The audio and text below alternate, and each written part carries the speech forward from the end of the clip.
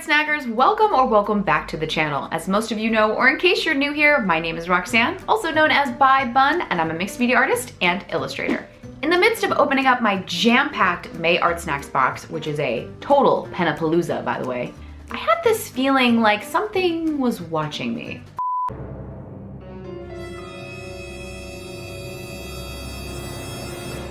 Oh, that's right, it's my snack-crazed scavenger pug, Olive, aka Jeebs. I think it's time for a little pug content around here, don't you think? So grab your May box while I get Jeebs ready for her portrait, because this is the ArtSnacks Box Breakdown.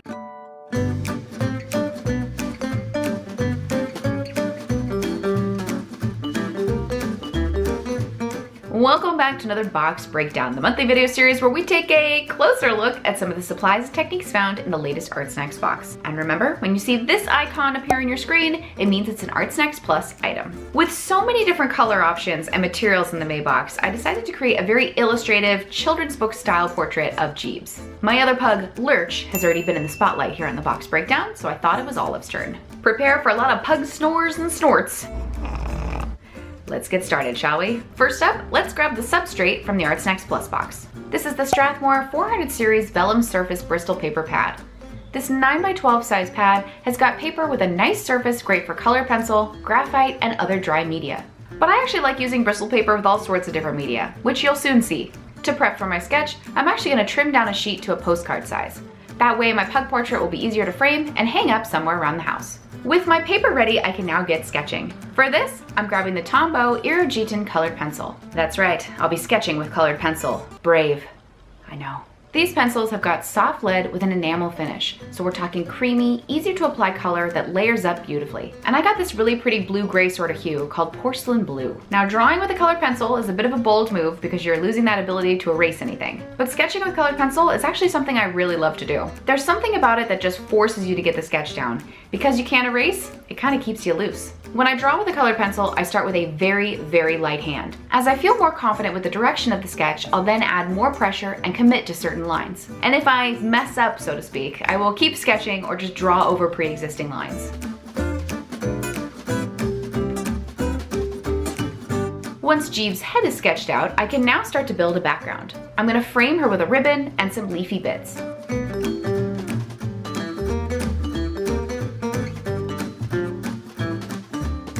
I'll also add a border around the edge. And this will come in handy a little later on. With my drawing pretty much roughed out, I'll then sharpen up that colored pencil and come back through with a slightly darker line. This will then allow me to prepare for an outline, which leads us to our next item. This is the Copic Multiliner. With a small but sturdy nib, this pen delivers archival, pigment-based ink. It's also Copic-proof and waterproof. And because of that, I'll be outlining my sketch with this first, prior to using other materials from the box. And man, there's nothing more satisfying than outlining a colored pencil sketch with a pen like this. Just look at that crisp and clean outline. When it comes to pet portraits, or any portraits for that matter, you want to try to capture a trait that makes your subject unique. This is what helps to make the portrait recognizable, regardless of the style you're using to create it. For Jeebs, she's got one normal pug ear and one folded Pekingese ear, because fun fact, she's actually a mix. That's why we call her a Pekapug.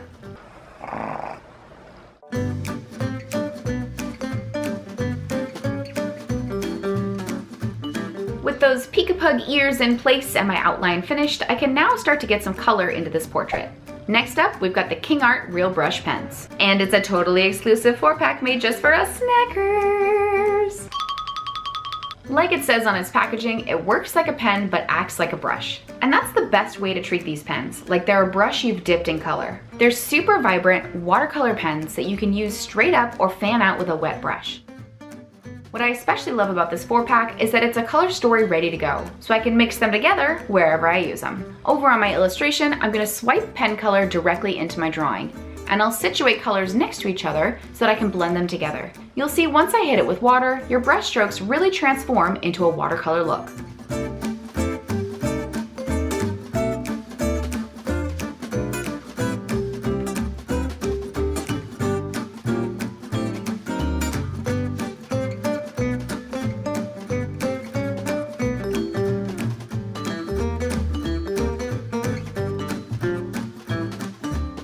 Now a quick quick note for using wet media on bristle paper. As you can see, it's definitely something you can do, but try not to overwork things. Because this paper has a smooth finish, it won't have a reworkable quality to it. So basically, try to only come into an area one time with a wet brush, not over and over. And don't let this slow you down, because I use paint and water-based media on bristle paper all the time.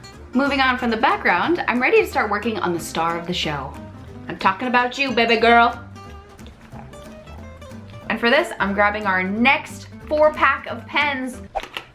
What?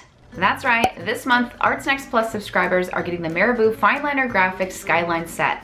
These fine liners have a metal enclosed 0.5mm nib and features 4 different colors of light fast, water-based pigment ink. So like our brush pens, you can use these straight up or swipe them with a wet brush. To help control my application of color, I'm actually going to create a palette of sorts on some scrap bristle paper. From there, I'll water down the ink with a brush and then apply the color into my illustration. Here, I'm using the black to get a nice gray wash happening in Olive's fur. Although she's pug, she's actually more gray in color than my other pug who is all fawn. So this hue really captures her overall look.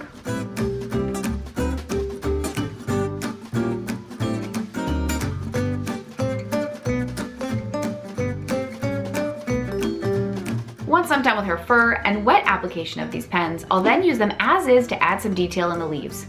And these fine liners on top of the blended brush pen color really add some cool contrasting details. I'll also work on her little bug eyes.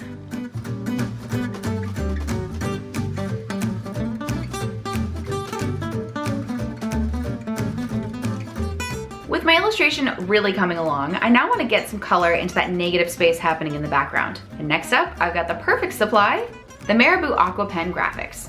This is a watercolor felt tip pen with water-based pigment ink, so you can fan out its color with a wet brush. It's also double-sided with a fine contour tip on one side and a large brush tip on the other. These pens are actually super saturated with color, and that's why I really love to use them in backgrounds. And with this awesome yellow color I got in my box, it'll be a great contrast next to the cooler color story happening in the leaves.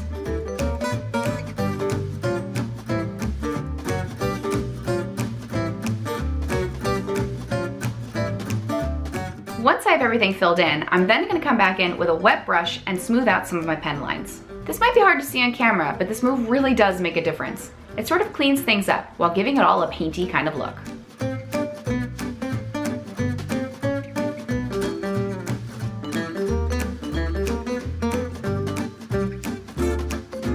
With my background really poppin', it's time now to get some bold black into this portrait. For this, I'm grabbing our last item from the May box, the Higgins India Ink Pump Marker. This permanent and water-resistant marker has got a 2mm chisel nib and is full of artist-grade pigment ink. Like other paint markers, I'm sure your first instinct was to shake and then pump this marker onto paper to get the ink flowing. But don't do that. You actually want to preserve that soft chisel nib and pump the marker into the cap. And you don't need to pump it a lot either. The ink gets flowing really quick. Did I mention it's also refillable? Yes. I'll first use it for some touch-ups around Olive's face. Then later, to fill in that border around my composition. I will also periodically pump the nib into the cap to keep that ink flowing. You'll see adding a border like this with some elements that spill out is a fun way to frame a portrait.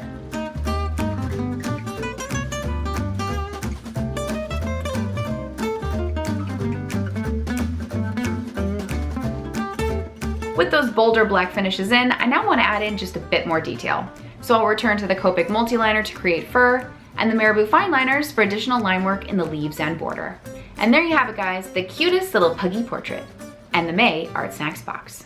If you're new to ArtSnacks and want to start getting art supplies shipped right to your front door, there's a link down below where you can sign up. Of course, while you're here, be sure to give this video a like, subscribe for future box breakdowns, join us for free over on Mix, and follow ArtSnacks on social media. This has been another ArtSnacks Box breakdown, and I'll see you all next month. Bye! It's not food, boo-boo. It's not food.